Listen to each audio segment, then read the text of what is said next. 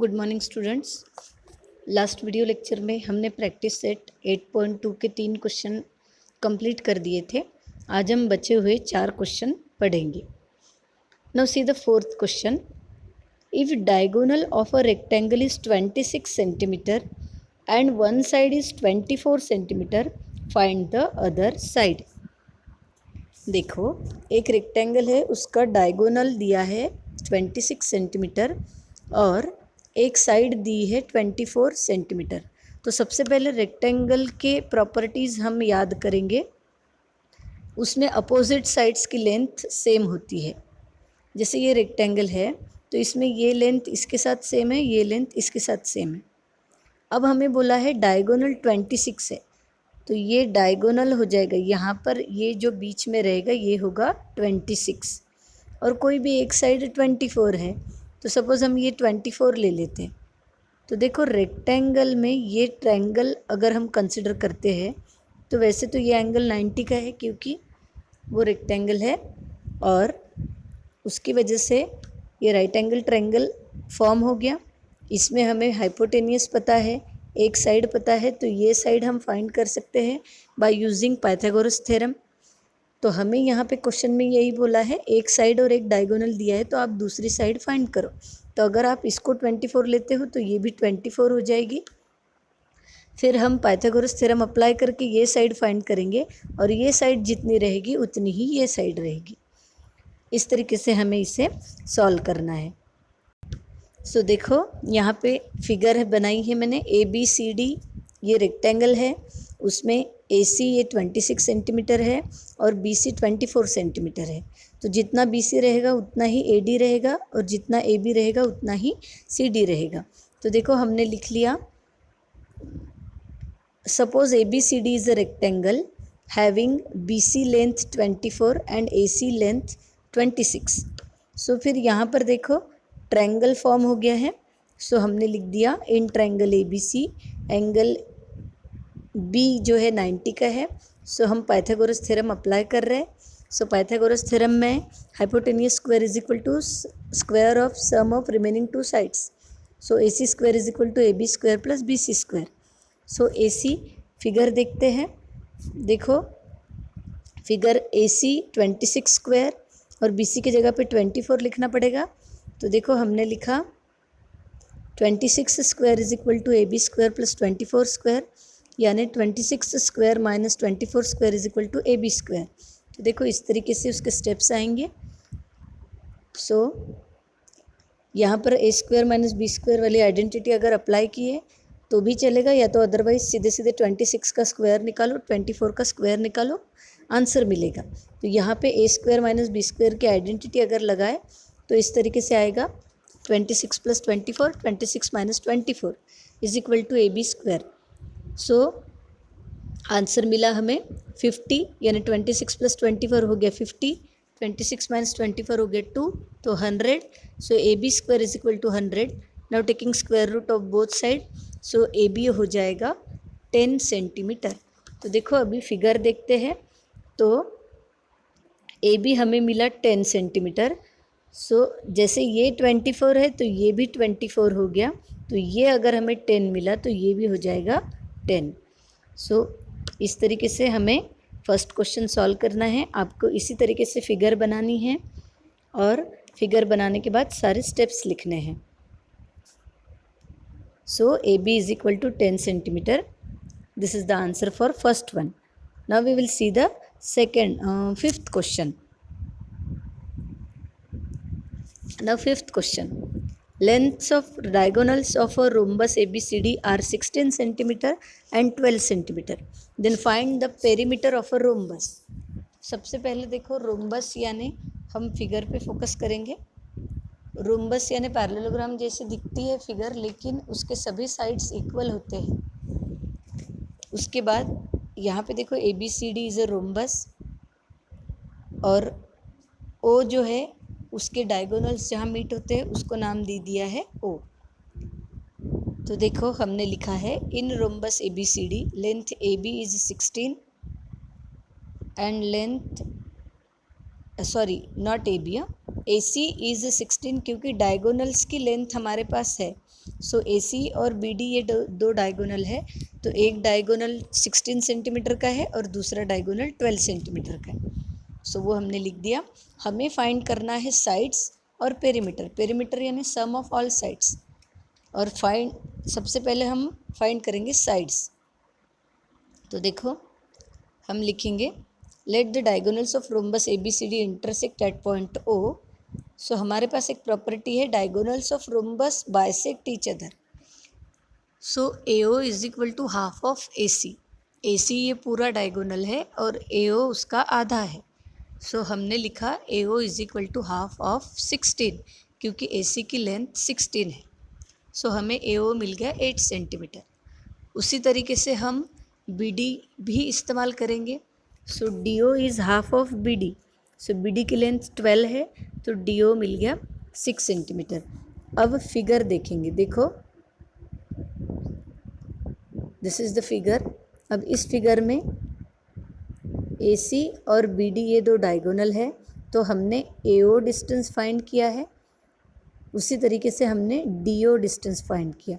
सो अगर आप ये ट्रायंगल कंसिडर करते हो तो इस ट्रायंगल में आपके पास ए ओ डिस्टेंस है और डी ओ डिस्टेंस है और ए डी भी है। A O and O D, not A D. Okay, so now see this A O and this D O, ये दो साइड है इन ट्रायंगल डी ओ ए में। उसमें ओ एंगल जो है वो 90 का है। वो 90 का क्यों है? क्योंकि रोम्बस के जो डायगोनल्स होते हैं वो bisect each other at 90 degree होता है।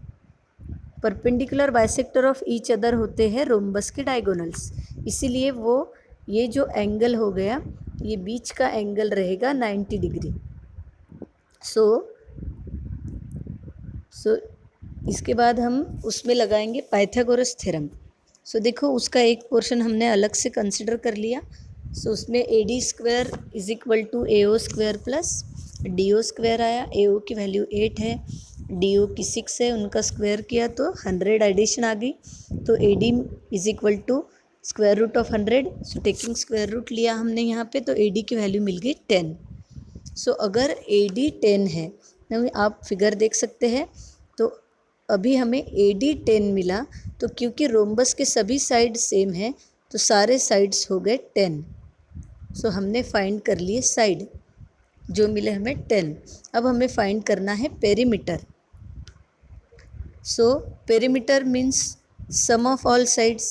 सो देखो perimeter of rhombus is A B plus B C plus C D plus A D. सभी के एडिशन कर दिए तो आंसर मिला 40। Therefore the side and perimeter of a rhombus are 10 centimeter and 40 centimeter. So this is the answer for 5th question. So this is the figure. This figure you have to draw. Then these are all steps and these all reasons also you have to write. Now after this, so here is the end of this question, question number 5. Now we will see the 6th question. Question number 6. Find the length of diagonal of a square with 8 centimeter. Square है तो सभी sides equal है, उसके sides की length भी दे दी है 8 centimetre. फिर हमें फाइंड करना है लेंथ ऑफ डायगोनल। तो देखो फिगर देखते हैं। Suppose X Y Z W ये है square, X Y W Z. उस स्क्वायर है तो सारे एंगल्स 90 डिग्री के, सारे साइड्स सेम रहेंगे। उन्होंने लेंथ दे दी है 8 सेंटीमीटर। हमने ड्रॉ किया एक डायगोनल एक्स डब्ल्यू और हमें उसकी लेंथ फाइंड करनी है। तो इजी है, डायगोनल ड्रॉ करने की वजह से राइट एंगल ट्रायंगल बन गया है। उसमें हम लगाएंगे पाइथागोरस थ्योरम और हमें डायगोनल की लेंथ मिल जाएगी। तो हमने कंसिडर किया ट्रायंगल एक्स वाई डब्ल्यू में वाई एंगल 90 का है। So by Pythagoras theorem hypotenuse square is equal to square of sum of remaining two sides. So X W, so hypotenuse square is equal to XY² plus YW², ये हमने लिख दिया। अब हमारे पास वैल्यूज़ है XY और YW की, वो रख देंगे हम। सो इस तरीके से आएगा वो। XY की 8 है, YW की भी 8 है, क्योंकि ये स्क्वायर है, सारे साइड्स इक्वल रहेंगे। So 64 plus 64, so XW is equal to √128. So taking square root of both side, we got the length of the diagonal as √128 centimeter. So in this way you have to write the steps. This is, first of all you will draw this figure and then steps like this. So this is the answer for question number 6. Now we will see the question number 7 and last question of this exercise. So at the last you have to write this line also in question number 6. The length of diagonals of a square is √128 centimeter. Now the 7th question. Measure of one angle of a rhombus is 50 degree. Find the measure of remaining 3 angles. यानी rhombus के एक angle दिया, rhombus का एक angle दिया है 50 degree, आपको बचे हुए 3 एंगल जो है वो फाइंड करने हैं। तो सबसे पहले हम देखते हैं rhombus. This is the rhombus ABCD। Now in this rhombus सारे साइड्स की लेंथ सेम होती है रोम्बस में, लेकिन ये हम उनके जो एंगल्स होते हैं वो अपोजिट एंगल्स सेम डिग्री के होते हैं। अभी ये अगर 50 है तो ये 50 रहेगा और ये जितना रहेगा उतना ही B रहेगा। तो एक तो एंगल हम फिगर देख के ही बता सकते हैं 50, लेकिन हमें ये 2 फाइंड करना है। ये दोनों में से अगर हमने एक भी फाइंड कर लिया तो दूसरा भी उतना ही लिख देंगे। सो देखो, ABCD is a given is a rhombus and in that angle A is 50 degree. Measure of angle A is equal to measure of angle C, क्योंकि opposite angles of rhombus are congruent. So angle C भी हो जाएगा 50 degree. अब लिखेंगे measure of angle B is equal to measure of angle D, because opposite angles of rhombus are congruent. फिर हम consider करेंगे ABCD rhombus पूरा। Know sum of measure of all angles of a quadrilateral is 360. So A plus B plus C plus D is equal to 360. So उसमें से हमें A और C पता है तो हमने उनकी जगह पे 50-50 लिख दिया। B plus D is equal to 360. So B plus D is equal to 360 minus 100. So B plus D is equal to आएगा 260। लेकिन यहाँ पे हमने D की जगह पे B लिखा है फिर से, क्योंकि B is equal to D है। Opposite angles of a rhombus are congruent. So इस D को हमने रिप्लेस कर दिया B से। सो 2 टाइम्स B हो गया is equal to 260. So B is equal to 260/2.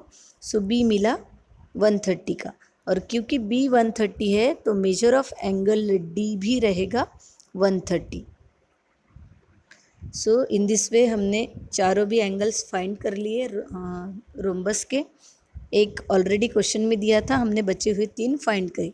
तो लास्ट में आप लिखोगे the measure of remaining angles of a rhombus are 130, 50 and again 130. So in this way here we have completed our exercise 8.2. In the next video lecture we will see the next practice set.